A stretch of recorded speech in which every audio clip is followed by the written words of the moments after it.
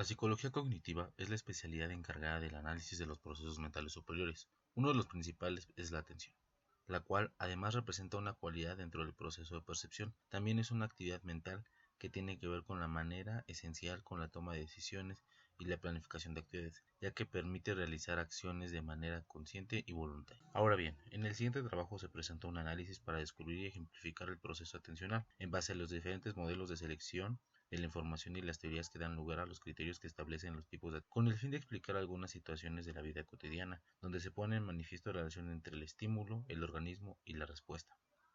Para lo anterior, se realizaron grabaciones que retratan acciones cotidianas y que pasan desapercibidas para la mayoría de nosotros y que sin embargo requieren todo un proceso cognitivo específico. Al mismo tiempo presentamos también una grabación extraída de internet, la cual fue preparada previamente, por lo cual la situación es más programada. Esto con el fin de constatar ambos tipos de respuesta y focalización hacia un estímulo, lo que nos facilitará el desarrollo y comprensión de este tema. William James define la atención así. La atención es la toma de posesión de la mente, de forma vívida y clara, de uno de los que parecen varios objetos o sucesiones de pensamientos posibles al mismo tiempo. Implica descartar algunas cosas para tratar de manera eficiente otras. El primer modelo de atención pertenece a Bradfeld, el cual concibe la atención como un filtro atencional, el cual dejaba o no pasar la información. Algunas de las críticas más importantes de este modelo son, por ejemplo, la de Murray en 1959, que observó que cuando el nombre del principio del sujeto experimental aparecía en el mensaje ignorado, éste era capaz de percibirlo de manera espontánea. Posteriormente, Tresman, en 1969, encontró que la facilidad de seleccionar el mensaje relevante dependía de la similitud semántica con el mensaje ignorado.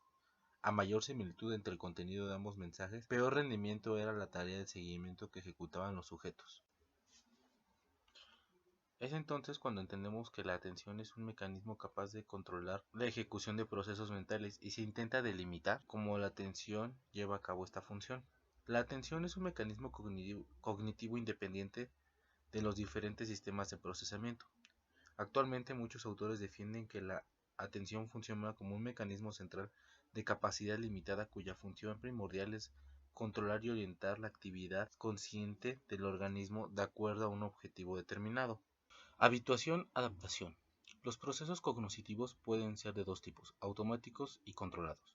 Es decir, se diferencian en función de la necesidad o no del individuo de mantener su control mental. Los procesos automáticos no requieren de un control consciente, de ningún esfuerzo ni tampoco de intención. Incluso pueden ocurrir varios procesos automáticos a la vez, por lo cual se denominan también procesos en paralelo.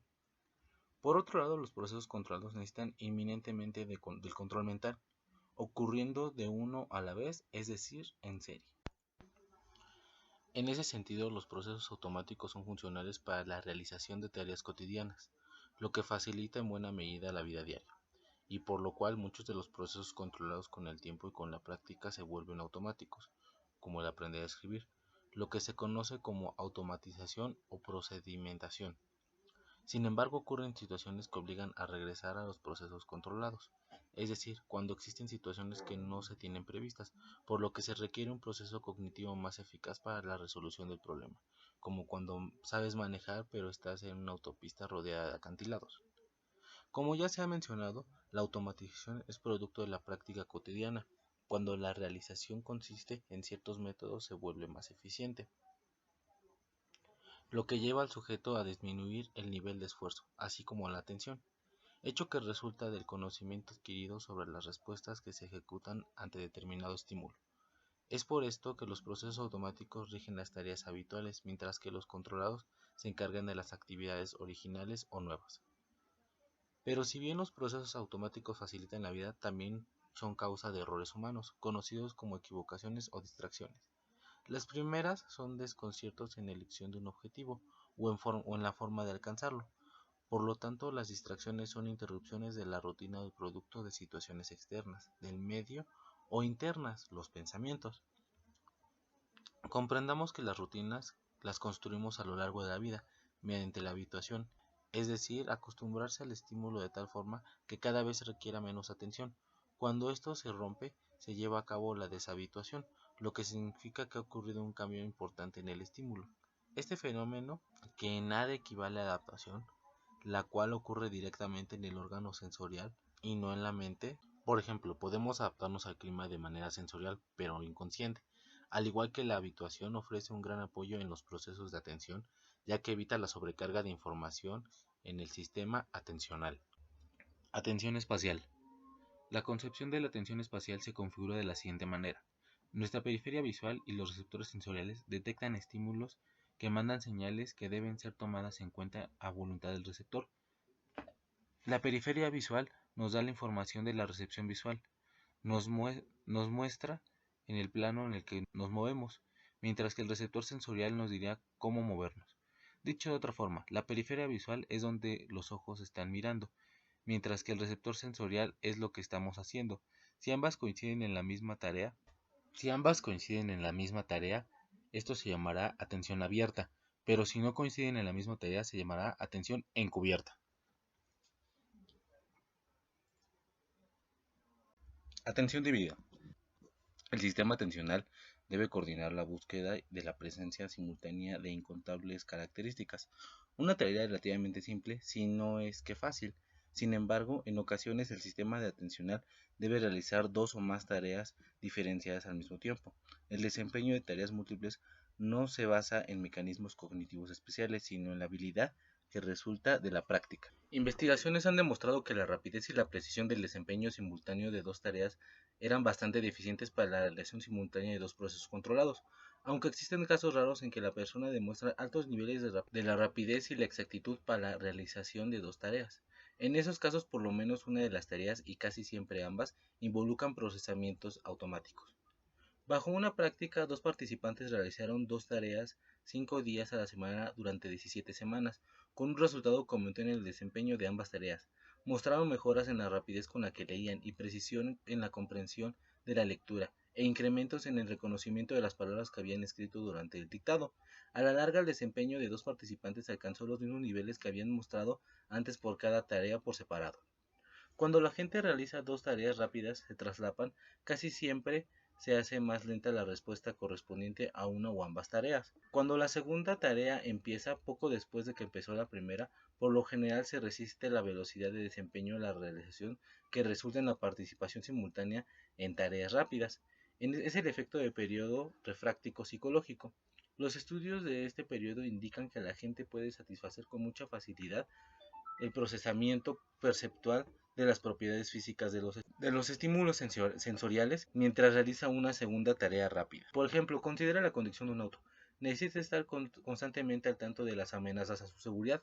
Suponga que no logra seleccionar una de ellas, como un auto que se pasa la luz roja y que se va directo hacia usted cuando entra en su cruce. El resultado es que usted puede convertirse en una víctima inocente de un horrible accidente automovilístico. Además, si no logra dividir su atención, puede ocasionar un accidente. La mayor parte de los accidentes de tránsito son causados por fallas en la atención dividida. Funciones de la atención. La atención atencional se refiere a los focos atencionales donde el desenganche atencional se refiere a desenfocarse del objeto y el enganche en focalizar el objeto, en el cual hacemos movimiento para centrarnos en algo donde están presentes las redes de atención, las cuales ubican las estructuras cerebrales. La red ejecutiva. Aquí es donde se da a conocer el estímulo-respuesta, que esta regla mostramos a cada situación en la que nos encontramos. Reaccionamos con una conducta y nuestro cerebro tenemos un lóbulo frontal, un área principal donde se lleva a cabo la atención ejecutiva. La resolución de conflictos. Se presenta un paradigma donde el significado de las palabras puede detonar el nombre de un color diferente al color de la tinta, condición incongruente, o ser del mismo color, condición congruente, a quienes nos provocan el conflicto, ya que las áreas cerebrales que son el hemisferio derecho y el hemisferio izquierdo en contradicción, pero hay procesos selectivos atencionales que se encargan del problema. Ejemplificaremos algunos de los datos mencionados con dos videos. En el primero podemos ver que la atención puede provocar un proceso de adaptación en el estímulo, esto es en el caso de la esfera. Parece moverse y que las manos parecen acompañar su movimiento. Esto se debe a que la esfera, al tener un color transparente, no nos da referencia de su propia orientación, por lo que al moverla de esa manera pareciera que las manos solo acompañan el movimiento de esta. Es entonces que al centrar nuestra atención focal en la esfera y no percibir la información sobre la orientación de esta, nuestra atención periférica nos da solo referencias del movimiento que ella hace y no de su orientación. Esta falta de información da como resultado la adaptación al estímulo.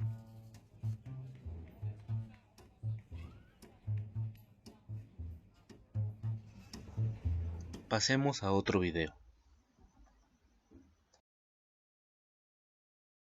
En este video podemos ver cómo la pareja que va caminando tiene una ruta en trayectoria recta, pero notan que la señora de chaleco azul está tomando una foto, por lo cual de manera inconsciente corrigen su ruta como si dibujaran un espacio sobre el cual ella está trabajando, y asimismo corregir su trayecto y no interferir con este.